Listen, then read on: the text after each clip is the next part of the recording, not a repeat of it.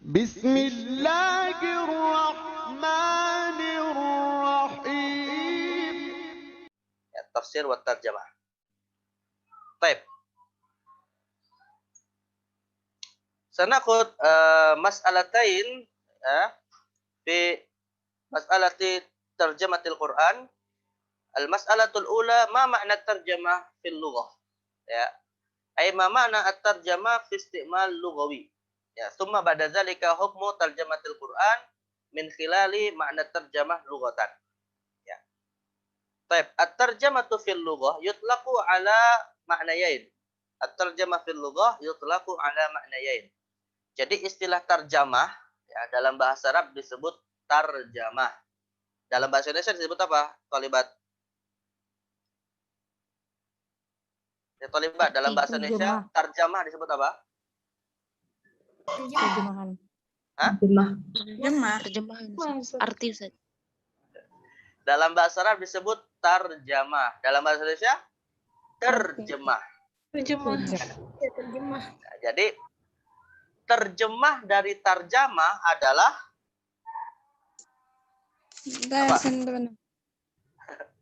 terjemah dari at-tarjamah adalah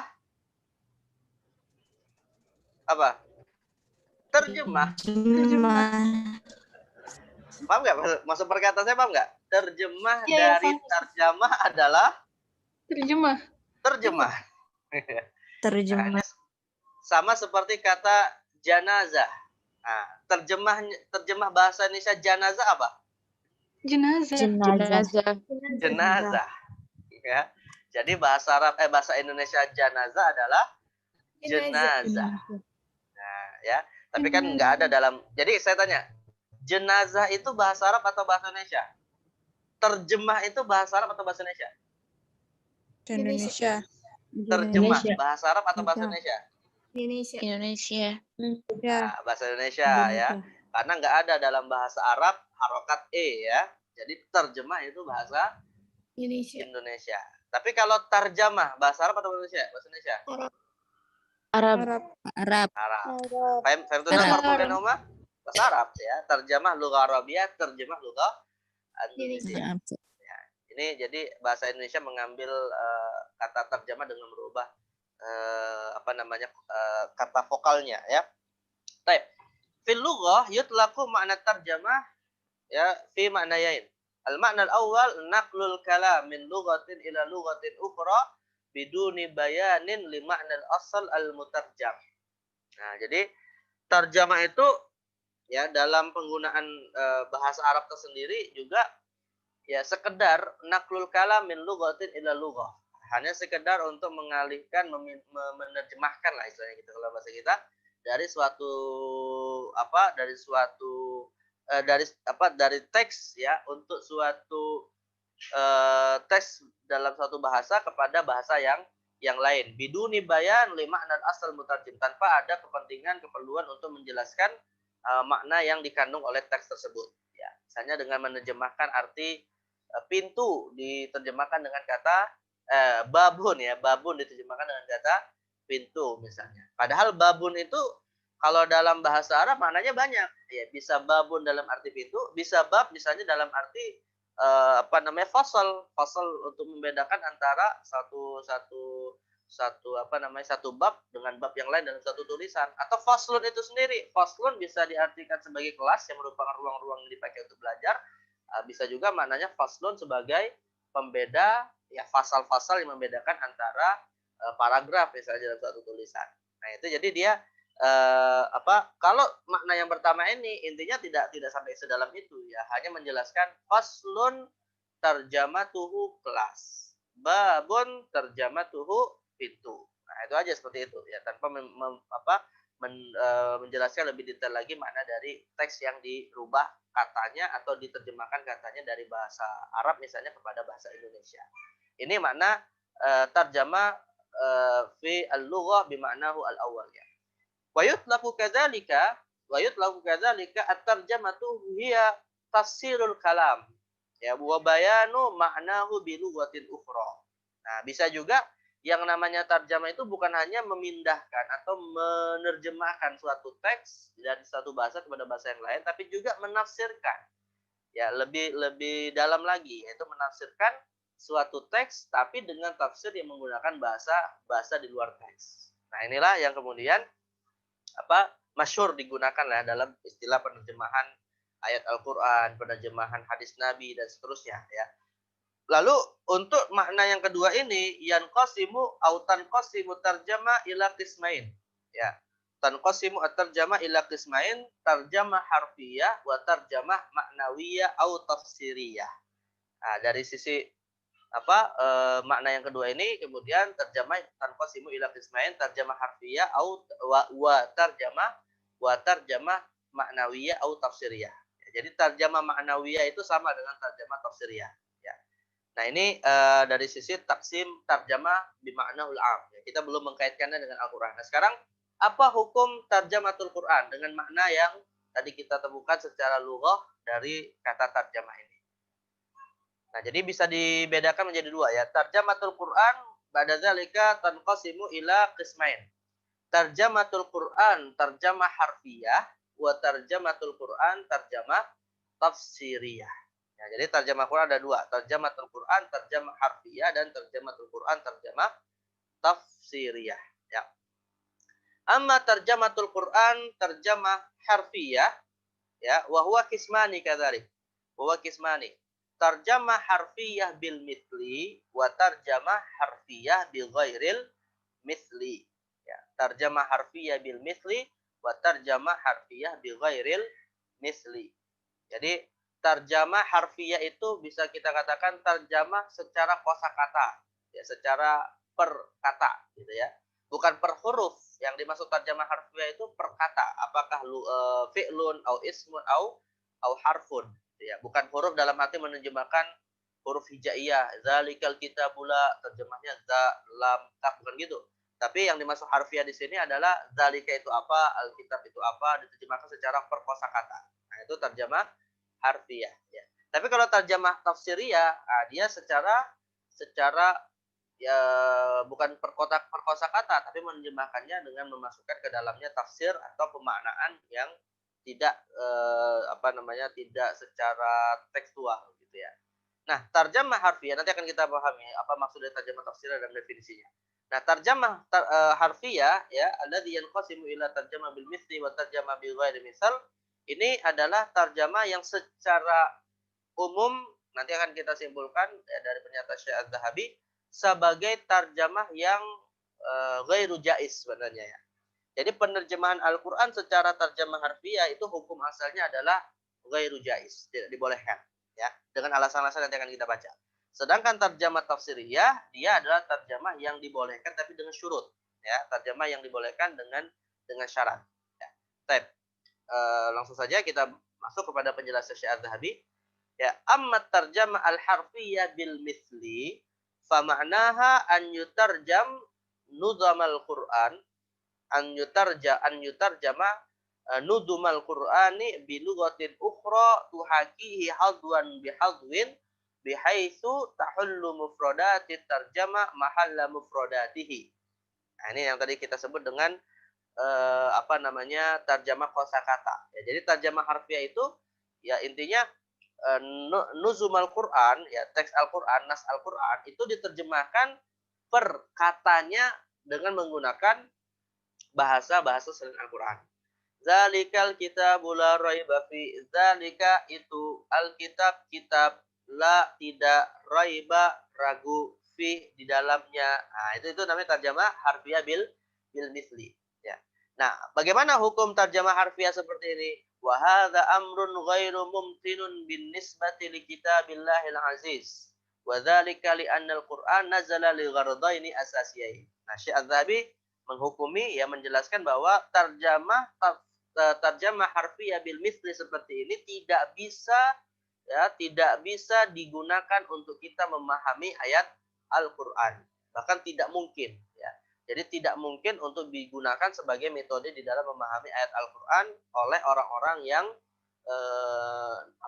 orang ajam, yaitu orang yang non Arab yang kemudian tidak bisa berbahasa Arab lalu mau mempelajari Al-Qur'an, tidak dibolehkan dia membatasi hanya pada terjemah harfiah. Limadza? Li'anal Qur'an nazala lil ghardaini asasiyain. Nah, alasannya karena Al-Qur'an itu turun dengan dua tujuan utama, dan dua tujuan utama ini tidak akan bisa diraih ketika seseorang hanya memahaminya lewat terjemah harfiah bil mithli. Nah, apa al-ghardu al-awwal wa tsani min hadain al-ghardain? Al-ghardul awal kaunuhu, yakni kaunul Quran ayatan dala ala sidqin Nabi sallallahu alaihi wasallam fima yuballighuhu an rabbih.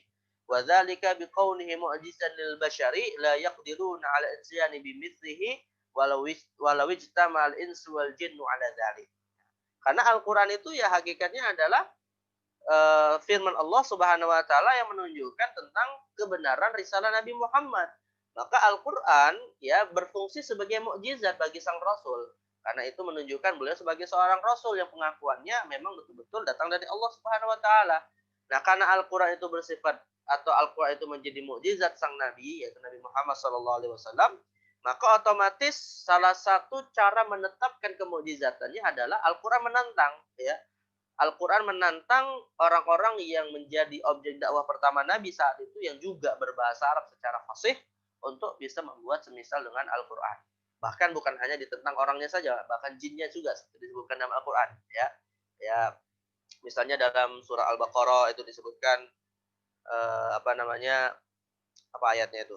Ada yang hafal nggak ayatnya tentang dalam Al-Quran itu ada beberapa ayat ya yang menjelaskan tantangan untuk membuat semisal dengan Al-Quran. Surah Al-Baqarah bagaimana ayatnya? Ada yang hafal? Gimana ayatnya? Dalam surah Al-Baqarah. Ya ayyuhan nasu ubudu rabbakumul ladzi khalaqakum wal ladzina min qablikum la'allakum tattaqun alladzi ja'ala lakumul arda firasyan was samaa'a binaa'a wa anzala minas samaa'i ma'an fa akhraja bihi minas thamarati rizqan lakum fala taj'alu lillahi andada wa antum ta'lamun. Wa in kuntum fi raibin mimma nazzalna 'ala 'abdina fa'tu bisuratin min mithlihi. Ya. Fa'tu bisuratin min mithlihi wa da'u syuhada'akum min dunillahi in kuntum shadiqin.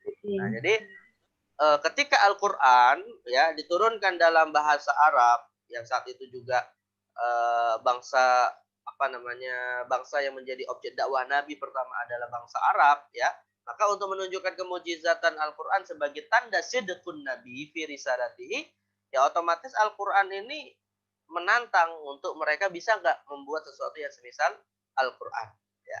Nah, atas dasar ghadrat yang pertama ini untuk menetapkan kebenaran dan kejujuran dakwah Nabi SAW, fala yumkinu ta'diyatuhu bitarjama ittifaqan. Maka tidak mungkin Al-Quran ini bisa diterjemahkan secara tekstual untuk menyaingi dalam tanda kutip, untuk disamakan seperti Al-Quran sebagaimana yang hari ini kita temukan dari Injil, Taurat, yang malah kalau kita tanya kepada para pengimannya ya mereka tidak mengetahui sumber asal dari Injil itu bahasanya apa, dan bahkan tidak dipelajari, tapi hanya mencukupkan dengan terjemah saja.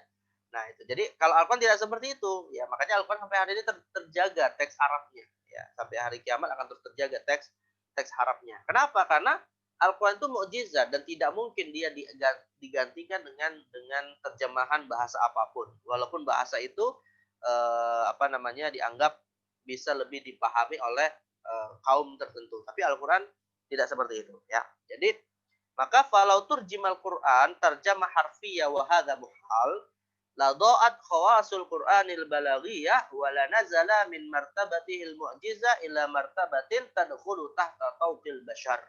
Ya, walafata hadzal maqsad al-'azim alladhi nazzala al-Qur'an min ajlihi ya. Nah, jadi kalau misalnya Al-Qur'an itu bisa diterjemahkan dengan terjemah harfiah yang kemudian digunakan untuk orang-orang memahami Al-Qur'an, nah maka hal ini akan menyebabkan tujuan penting dari Al-Qur'an untuk sebagai mukjizat akan sidqun Nabi sallallahu alaihi wasallam menjadi sesuatu yang hilang. Ya, kenapa? Karena akhirnya ya Al-Quran dianggap mampu untuk disaingi dengan terjemahnya, dan itu sesuatu yang mustahil ya. Nah, padahal Al-Quran menantang orang-orang Arab sendiri ya yang bisa bahasa Arab secara fushah untuk membuat semisal Al-Quran, dan mereka tidak bisa. Nah, jadi maka konsekuensinya kalau bahasa Arab saja tidak bisa menyaingi Al-Quran, apalagi terjemah harfiah untuk dijadikan metode memahami Al-Quran. Nah, ini al-ghardul awal ya. Al-ghardul tsani kaunuhu hidayatan nas lima fihi salahahum wa dunyahum lima fihi salahum fi dunyahum wa ukhrahum fadzalika bistinbatil ahkami wal irsyadati minhu ya. Nah, tujuan yang kedua bahwa Al-Qur'an itu adalah hudal linnas. Ya, Al-Qur'an itu sebagai petunjuk bagi manusia demi mendapatkan kemaslahatan mereka di dunia dan di akhirat. Artinya di satu sisi Al-Qur'an difungsikan untuk mukjizat yang tidak akan bisa dibuat semisal dengan Al-Qur'an oleh manusia ataupun oleh jin, tapi di satu sisi lain manusia diperintahkan untuk menggapai dan mencari hidayahnya, ya. Nah, dicari untuk menjadi dasar bagaimana mereka bisa memenuhi maslahat dunia dan akhirat mereka. Ya fadzalika, dan caranya adalah dengan istinbatil ahkam wal irsyadati minhu, dan melakukan proses istinbat, dalam melakukan proses ijtihad yang menggali dengan memahami secara maksimal menggunakan akal dan alat-alat tafsir yang lain gitu. Wa tarjama al harfiyah tumkinu tarjamatahu ya ilal ma'anil asliyah allati yashtariku fi tafahumiha wa adaiha kullun nas. Nah, kalau terjemah harfiah mungkin saja bisa untuk menerjemahkan makna-makna asal. Ya, makna-makna asal yang menjadi makna dari suatu teks yang disepakati oleh ahlul lisan, ya, setiap manusia. Misalnya dengan kita tadi menerjemahkan dzalikal kitabul la raiba fi, itu kitab yang tidak ada keraguan di dalamnya. Nah, itu bisa saja kita menemukan terjemah dengan makna harfiah seperti ini, ya.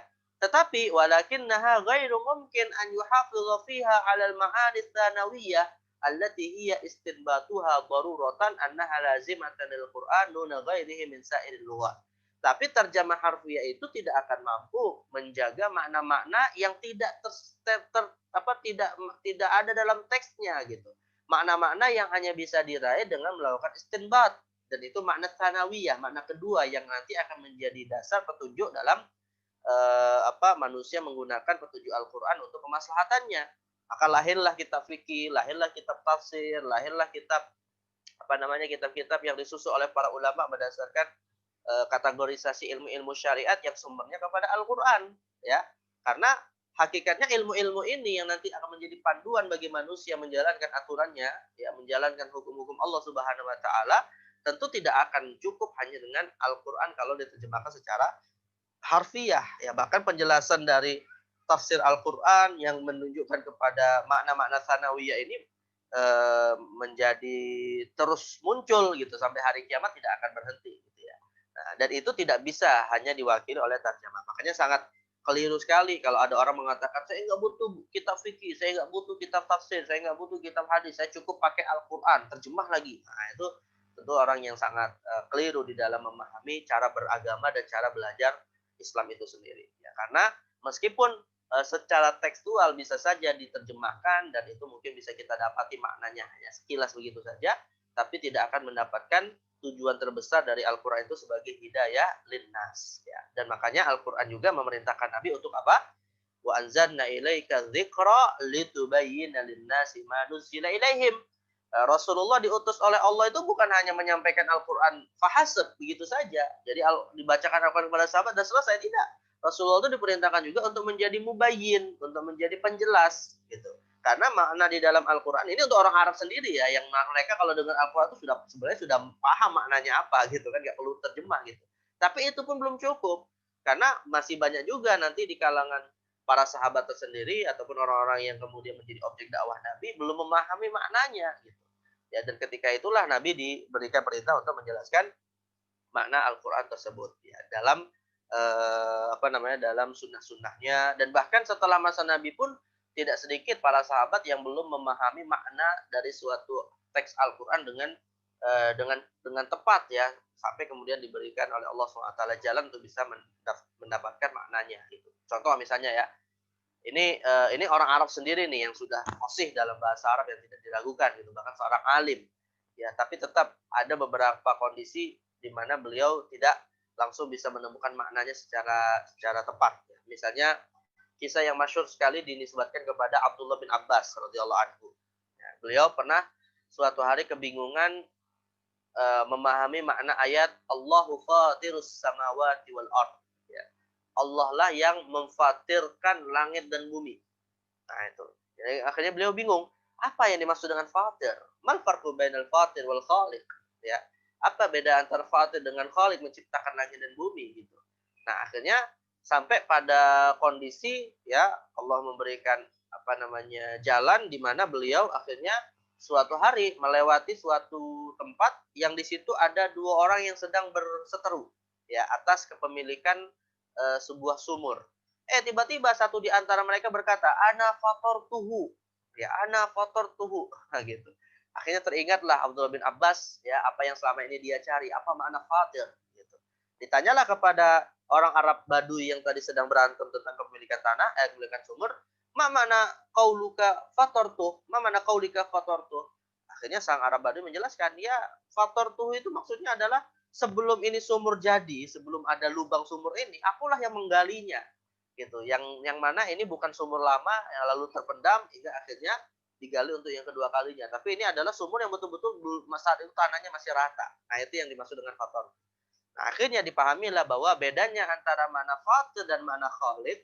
Fatir itu sesuatu menciptakan juga maknanya ya. Fatir itu menciptakan juga, tapi maknanya adalah menciptakan sesuatu dari tiada menjadi ada. Nah, itu disebut dengan fatir. Jadi menciptakan langit dan bumi yang memang pada dasarnya tidak ada menjadi ada. Jadi bukan seperti seseorang membuat meja. Orang membuat meja itu ada bahan dasarnya namanya kayu, gitu ya. Nah, itu bisa juga dia dikatakan menciptakan meja, tapi bahan dasarnya ada kayu. Nah, ini kalau fatir lebih lebih substansial lagi, lebih dalam lagi. Yang namanya fatir itu menciptakan sesuatu yang malah nggak ada gitu. Lalu kemudian menjadi ada, ya kun fayakun seperti yang disebutkan dalam surah Yasin. Nah, jadi ini makna fatir yang baru dipahami oleh Ibnu Abbas. Padahal Ibnu Abbas kita tahu ya termasuk salah seorang sahabat yang bahkan didoakan Nabi Allahumma faqihhu fid din wa 'allimhu at-ta'wil.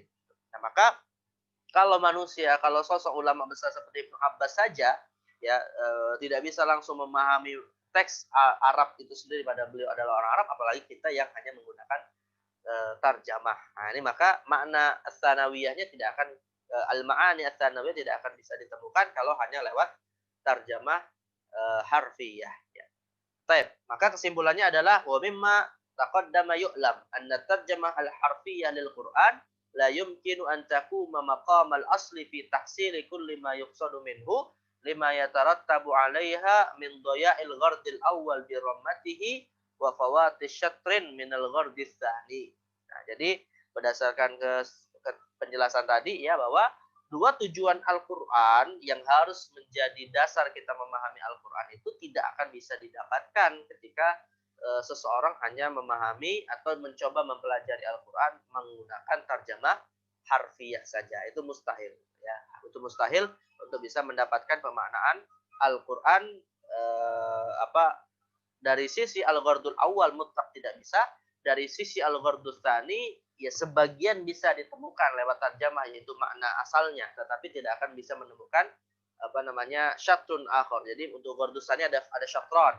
Ya ada dua makna, al-makna al-asli wal makna as-tsani itu. Nah, tarjamah harfiah tidak akan bisa menemukan makna as-tsani yang itu melalui proses ijtihad dan istinbat terhadap ayat-ayat Al-Qur'an. Nah, begitu juga dengan tarjamah bi ghairil misl ya. Nah, ini dijelaskan oleh Syekh Az-Zahabi. Amma tarjamah al-harfiyah bi ghairi misal fa ma'naha an yutarjam nudumal Qur'an hadwan bi hadwin bi qadri taqatil mutarjim wa ma tasa'uhu lughatahu. Wa hadha amrun mumkinun. Wa huwa wa in jaza fi kalamil bashar la yajuzu bin nisbati li kitabillahil aziz li'anna fihi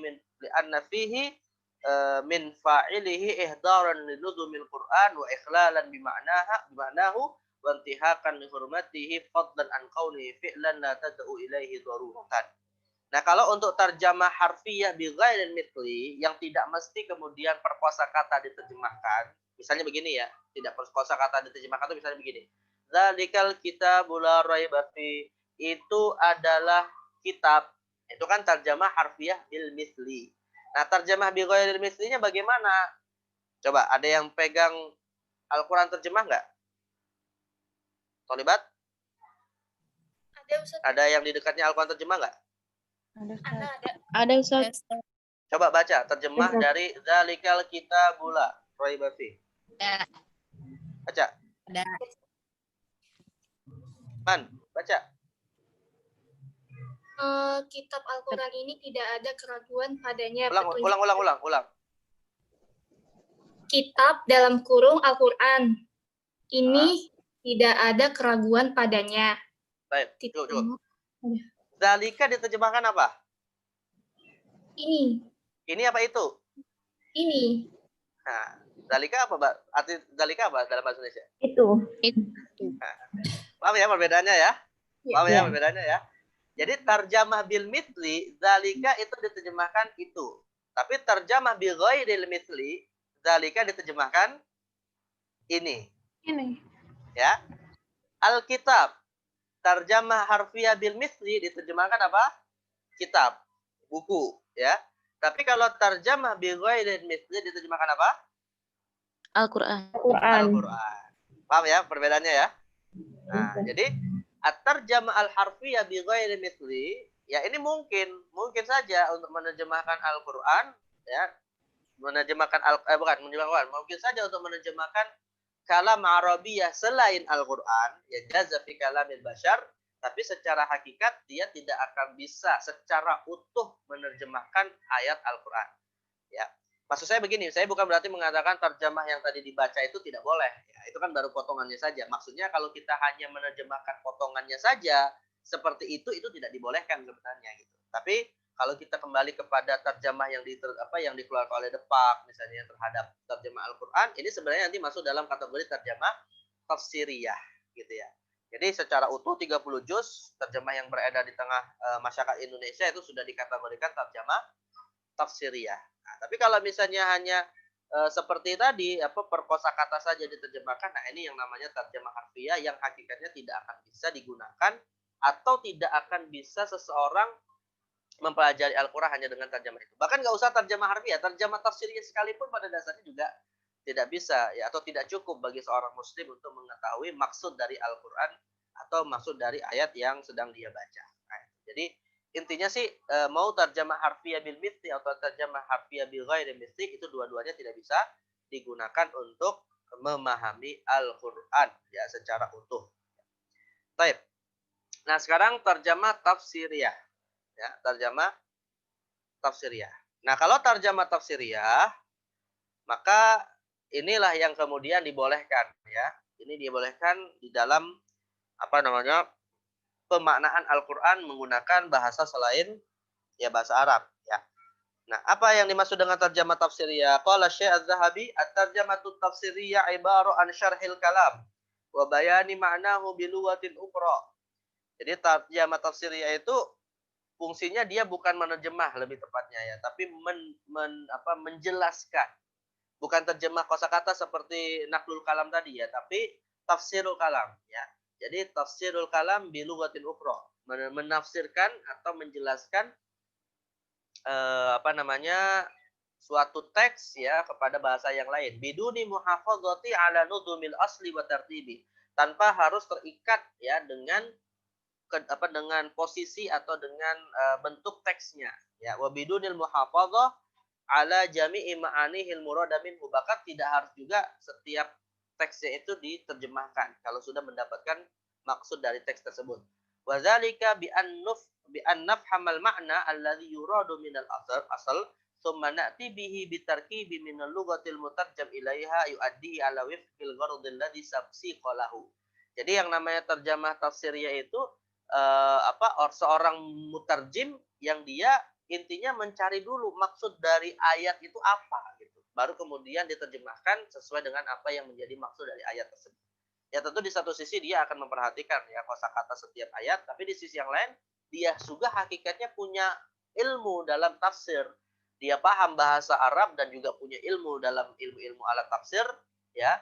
Lalu kemudian diterjemahkan dengan bahasa Indonesia ya miriplah dengan kita mendapati asatidzah kita yang memang latar belakangnya ilmu syariah, yang latar belakangnya ilmu tafsir, ketika menjelaskan Al-Qur'an dengan menggunakan bahasa Indonesia, yaitulah yang disebut dengan terjemah tafsiriyah. Nah, jadi tidak muhafadzah ala nuzumil asal saja, tidak hanya fokus kepada per kosakata saja atau berdasarkan teksnya saja, tapi mencari makna dari ayat itu. Ya tentu dia membaca sababun nuzulnya, dia membaca siyaknya, as-sabiqul lahiknya, dia membaca atau dia punya ilmu misalnya ilmu qawaidut tafsirnya, lalu kemudian ditafsirkan ayat itu dengan bahasa Indonesia misalnya.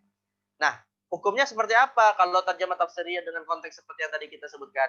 Wa haitsu ittafaqat kalimatul muslimin wa aqada ijma'uhum ala jawazi tafsiril Qur'an liman kana min ahli tafsir.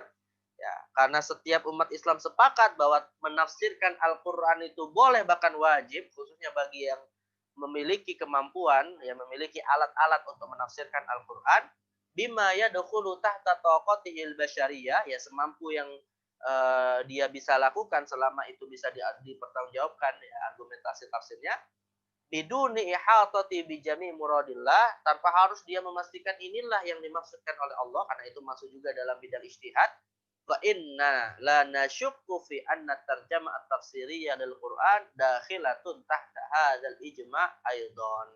Maka kata Syekh Az-Zahabi, kita pun akhirnya tidak ragu bahwa tarjamah tafsiriyah itu termasuk ya di dalamnya mencakup kesepakatan ini tadi. Jadi para ulama sepakat bahwa menafsirkan Al-Qur'an itu suatu kebutuhan yang wajib dilakukan walaupun hukumnya fardu kifayah, hanya dibebankan kepada ahli tafsir saja. Tapi metode menafsirkannya bagaimana? Ya bisa dengan bahasa Arab itu sendiri, maka lahirlah kitab-kitab tafsir yang berbahasa Arab. Bisa juga menafsirkannya dengan bahasa setempat, bahasa Indonesia ataupun bahasa-bahasa yang lain, dan itu juga dikategorikan tafsir.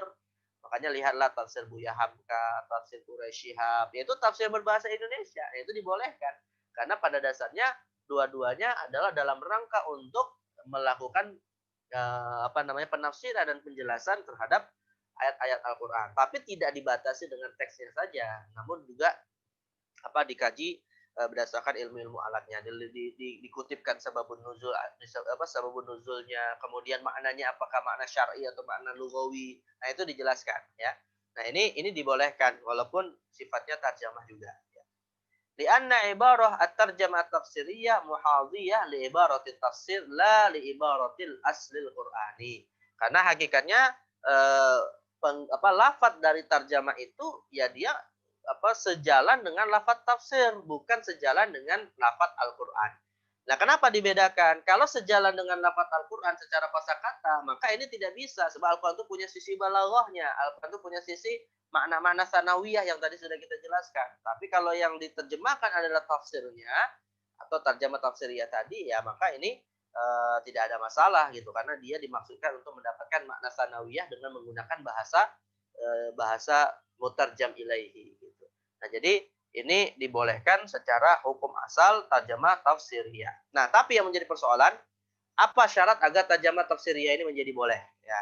Asy-Syaikh Muhammad Husain Az-Zahabi mensyaratkan 4 hal agar tarjamah tafsiriyah menjadi tarjamah yang dibolehkan dan dikategorikan sebagai tafsirul Quran. Ya. Dikategorikan sebagai bagian dari tafsir Al-Quran yang makbul. Asyaratul awal an takuna tarjamatu ala syaritatit tafsir. Bahwa yang namanya tarjamah itu harus ya sejalan dengan syurut-syurut tafsir, ya dengan syarat-syarat tafsir. Misalnya syaratnya harus menggunakan kaidah bahasa, syaratnya harus sejalan dengan qawaidus syariah, ya syaratnya harus menggunakan ilmu-ilmu alatnya seperti qawaidut tafsir, usulut tafsir. Intinya seorang penterjemah Al-Qur'an dalam arti tarjamah tafsiriyah juga harus punya malaka ilmiah fi tafsiril Qur'an. Harus punya alat-alat ilmiah untuk dia bisa menafsir Al-Qur'an. Jadi antaranya nanti insyaallah akan kita bahas di studi naskah tafsir 2 ketika penjelasan tentang tafsir bil ra'yi. Ya, Imam As-Suyuti menjelaskan ada sekitar 15 syarat keilmuan yang harus dikuasai seorang mufassir, ya, syurut al-mufassir. Maka penerjemah juga harus menguasai syarat-syarat mufassir ini tadi, ya. Baik, ats-tsani an yakuna al-mutarjimu ba'idan 'anil maili ila aqidatin za'ifatin tukhalifu ma ja'a bihi al-Qur'an wa hadha syartun fil mufassiri aidan. Nah, syarat yang kedua adalah ya sang penafsirnya sendiri ya akidahnya selamat, ya salamatul aqidah, yang mana dia tidak ada kecenderungan kepada akidah yang menyimpang, ya. Baik, ats-tsalis an yakuna al-mutarjimu 'aliman bil lughatain al-mutarjam minha wal murtajam ilaiha. Ya, tentu syarat yang paling penting adalah ketika ingin diterjemahkan ya sang mutarjim ini menguasai dua bahasa itu sendiri. Dia menguasai bahasa Arab sekaligus juga menguasai bahasa bahasa yang akan diterjemahkan kepada bahasanya seperti bahasa Indonesia misalnya. Karena mustahil bagi orang yang mau menerjemahkan Al-Quran, dia kalau nggak bisa bahasa Arab gimana dia menerjemahkan Al-Quran, ya? Kan nggak mungkin gitu. Jadi harus 2 bahasa minimal dia kuasai. Kemudian yang keempat, nah ini metodenya ya. Metode bagaimana tafsir, tarjamah, tafsiriyah ini ditulis ya. An yaktubal Quran awwalah. Jadi kalau kita misalnya buat dalam satu kertas misalnya ya, bagaimana bentuk tafsir tarjamah harfiah, tarjamah tafsiriyah. Pertama Al-Qur'annya dulu disebutkan. Dzalikal kitabul la raiba fihi hudal lil muttaqin. Jadi satu halaman, satu paragraf ayatnya. Yang kedua, tsumma yu'ta ba'dahu bitafsirihi. Lalu kemudian dia masukkan tafsirnya yang berbahasa Arab. Ini kalau Syekh Az-Zahabi caranya seperti itu ya.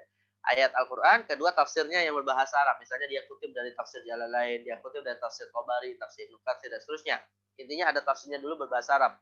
Nah baru tsumma yutbi'u hadza bitarjamati at-tafsiriyah ya hatta la yutawahham mutawahhimun anna hadhihi tarjamah harfiyyah lil Qur'an. Nah ini poin pentingnya ya. Kenapa kemudian kok apa perlunya kita memasukkan tarjamah Al-Qur'an tafsir yang berbahasa Arab gitu? Kenapa tidak langsung kita masukkan tafsir berbahasa Indonesianya saja misalnya? Nah, ini agar pembaca tafsir tersebut itu tidak mengira bahwa terjemahannya itu adalah terjemahan Al-Qur'an. Dalam arti terjemahan kosakata, terjemah harfiah gitu. Nah, maka dikutipkanlah terjemah Al-Qur'an, tafsir berbahasa Arabnya, baru kemudian terjemahnya agar dia memahami bahwa yang diterjemahkan itu adalah tafsir, bukan ayat Al-Qur'an. Ya, maka sebenarnya lebih tepatnya istilah untuk menyebut terjemah Al-Qur'an itu adalah terjemah tafsir Al-Qur'an. Ya. Jadi istilah yang menurut saya mungkin cukup tepat adalah terjemah tafsir Al-Qur'an. Adapun terjemah Al-Qur'an, ini dikhawatirkan akan menimbulkan pemahaman bagi orang awam bahwa yang diterjemahkan adalah kosakata Al-Qur'an yang hakikatnya itu tidak bisa digunakan untuk memahami Al-Qur'an. Makanya ya akhwat sekalian, kalau kita misalnya membuka terjemah Al-Qur'an ya, ini kadang ada 2 persoalan yang harus dipahami oleh masyarakat kita. Pertama, masyarakat kita itu jangan hanya menyimpulkan bahwa yang namanya menafsirkan, yang namanya memahami Al-Quran cukup dengan terjemah. Ya, kalau itu dimaksudkan sebagai terjemah Al-Quran, karena mustahil gitu ya. Dia harus menguasai atau harus mempelajari juga ya ilmu-ilmu fikih, ilmu akidah, ilmu hadis. Kalau memang ingin mendapatkan makna yang utuh terhadap ayat yang dia sedang baca. Ya, kalau misalnya dia tidak bisa mendalami langsung pada kitab-kitab ilmu yang ada, ya paling tidak dia punya tafsir Al-Quran yang memang betul-betul tafsir seperti metode ini tadi. Jadi tidak cukup dengan terjemah ya. Dan yang kedua, wallahu alam nih, ini perlu pengkajian juga. Apakah terjemah yang hari ini beredar itu sudah mengikuti syarat-syarat terjemah tafsiriyah yang menurut Syekh Husain Az-Zahabi harus dilakukan seperti itu? Atau bisa jadi terjemah yang beredar hari ini memang sudah dipahami oleh masyarakat itu adalah terjemah Al-Quran yang tidak dimaksudkan untuk memahami Al-Quran cukup dengan terjemah itu saja. Makanya ulama kita di Indonesia misalnya membuat semacam aturan lah, yang membuat semacam penjelasan di muqaddimah terkait dengan terjemah Al-Quran itu agar tidak hanya dibatasi pemahamannya hanya lewat terjemah. Nah, jadi intinya syarat terjemah tafsiriyah sebaiknya ada teks Arab tafsirnya, lalu kemudian ada teks bahasa Indonesia yang dia menerjemahkan tafsir. Ya, agar tidak dianggap menerjemahkan kosakata Al-Quran. Baik. Ini saya tampilkan coba ya contoh terjemah yang hari ini masyhur juga diterbitkan atau dirujuk oleh masyarakat Muslim. Baik. Boleh nggak kira-kira terjemah seperti ini ya akhwat? Misalnya terjemah di halaman yang ini. Ini terjemah apa namanya? Harfiah. Harfiah atau tafsiriyah? Harfiah, Ustaz. Harfiah. Ustaz. Nah, kalau yang di sampingnya yang ini terjemah apa nih? Tafsiriyah. Tafsiriyah. Tafsiriyah. Tapi boleh nggak kalau berdasarkan penjelasan Syekh Az-Zahabi, boleh nggak tadi? Ada nggak yang kurang dari terjemah ini? Boleh, Ustaz. Karena dua-duanya disertakan. Harfiah ada satu yang kurang sebenarnya ya. Dari terjemah ini ada satu yang kurang sebenarnya, yaitu apa? tafsir bahasa Arabnya. Belum dikutip di sini. Ya. Karena kalau menurut konsepnya Syekh Az-Zahabi, tarjamah Al-Quran itu harus ada 3. Pertama teks Al-Qurannya, kedua tafsirnya yang berbahasa Arab. Dikutip dari kitab tafsir apa saja, ya, baru kemudian terjemahnya. Agar begini ya, agar tidak masyarakat awam itu tidak memahami bahwa yang di samping ini, yang terjemah tafsirnya ini merupakan terjemah dari teks ini gitu. Maka dia sebenarnya di sini harus ada semacam teks bahasa Arabnya. Jadi dia sang pembaca itu akan memahami bahwa terjemah ini kembalinya kepada tafsir, bukan kepada teks gitu ya.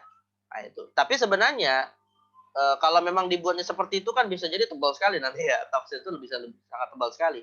Tapi pada dasarnya sih menurut saya ini nggak ada masalah ya, seorang muslim misalnya membaca mencoba mentadabbur Al-Quran lewat terjemahan seperti ini nggak ada masalah. Tapi dengan catatan dia tidak memahami, tidak meyakini dengan cukup membaca Al-Quran ini seakan sudah mendapatkan apa yang diinginkan oleh Al-Quran. Yang jadi persoalan kan begini, Anda masyarakat awam yang menganggap saya cukup baca Al-Quran terjemah seperti ini selesai gitu.